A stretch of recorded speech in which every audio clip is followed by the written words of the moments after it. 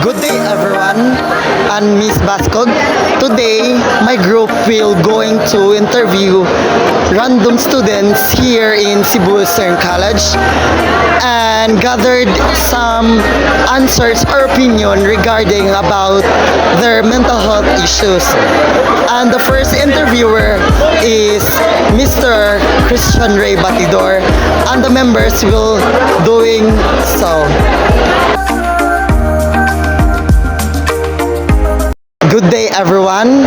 Good day Miss Bascog. So today I'm here to interview some student and she is Miss Leraline Sale. so today I'm going to introduce myself. So I am Sir Christian Ray Batidor and for today I'm going to interview 3 questions for her. So the first question is, how do you think academic pressure affects your mental health issue? I think academic pressure affects my mental health, especially when kanang daghan gani kayo mga activities na like nagsunod-sunod na mga all subjects na, then it would kanang lack of sleep, and then maybe din na siya good for my kanang also for my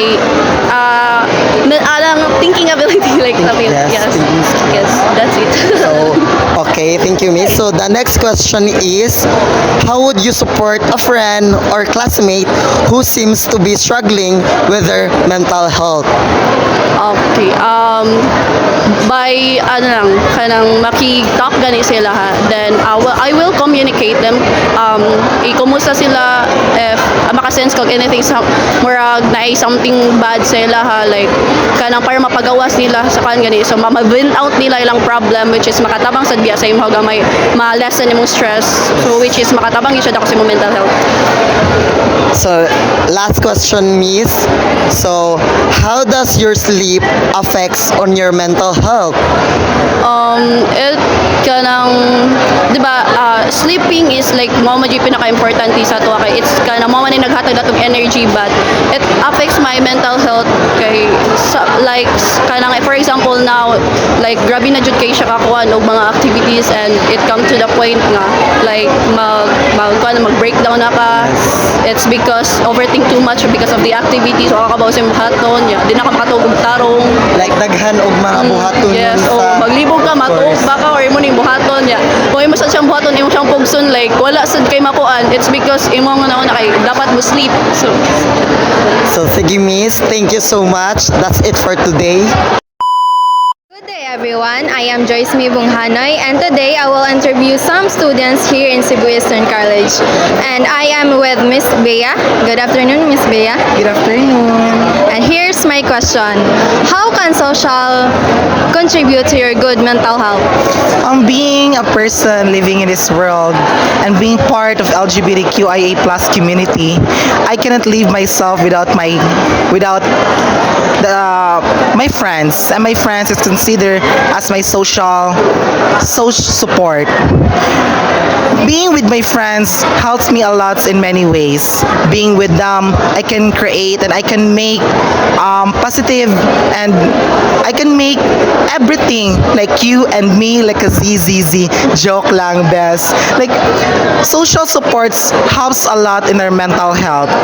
It's because without them, I don't know what happened to me, because I believe in one saying, no man is an island. Thank you. Thank you for that, Miss. Good day everyone, my name is April Cabornay. So today I'm gonna interview Miss Jen regarding sa mental health. So my first question is, how does your sleep affects on your mental health? So for me, naana siya negative o positive side. So ang negative is like if late ko ko matulog kay ako ang thinking skills kay medyo magloading ko very slight, and then kanabitang maglisod ko o kanang concentrate sa akong buhaton ng kay daghan ko ng and ang positive kay kanang mao na siya akong coping mechanism if like kanang dahag buhatonon. And for the second question, how can social support contribute to a good mental health? Para sa ko, amo po na siya kanang isa sa kong coping mechanism bitaw nga. If na ako'y problem, ako yun siya like i-share sa ko ang friends kay mas open magud ko nila. So like kanang if muhatag sila og advice so makalma ko. Thank you so much. Good day everyone, I am Miss Rina May Diacoma and for today I am here at Cebu Eastern College to interview some students. So I am with Mr. Wheels? Okay, so I have some questions here. So my questions is, how can you handle your mental health problems? So I handle my mental health problems by talking to someone who I trusted, like my best friend or my family members, so that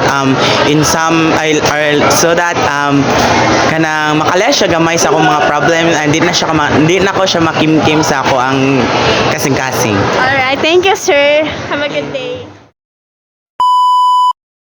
Good day everyone, I am Laika Al Catalonia and I'm with Miss Kelly. So for today, I'm going to interview her with 3 questions. So my first question is, since you entered college, how does it affect your mental health?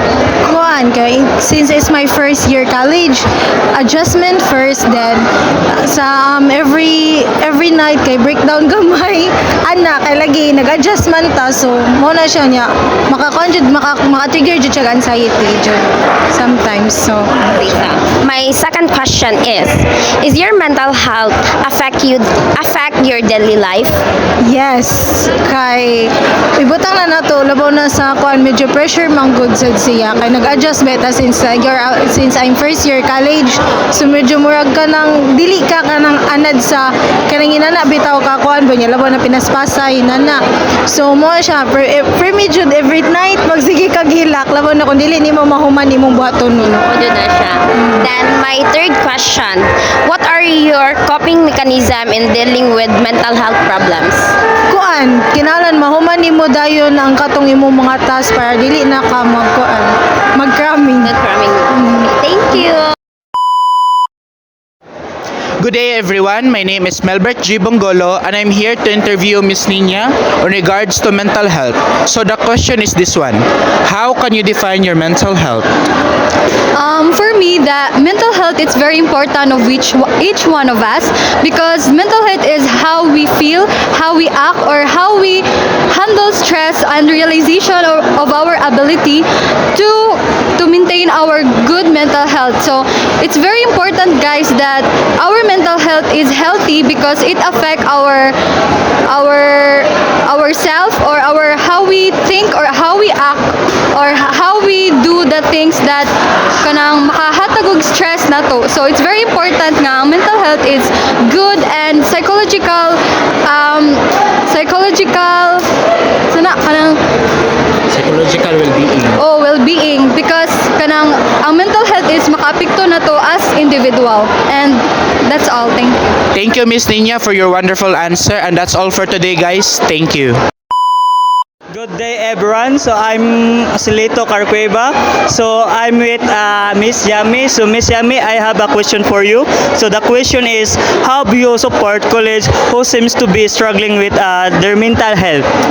So for me, first na to buhaton is, if ako ang nasa situation is, first is dapat nimo pangutanan ng imong friend or imong colleague if naa ba siya problema sa iyang family or sa inside or outside niyang kinabuhi.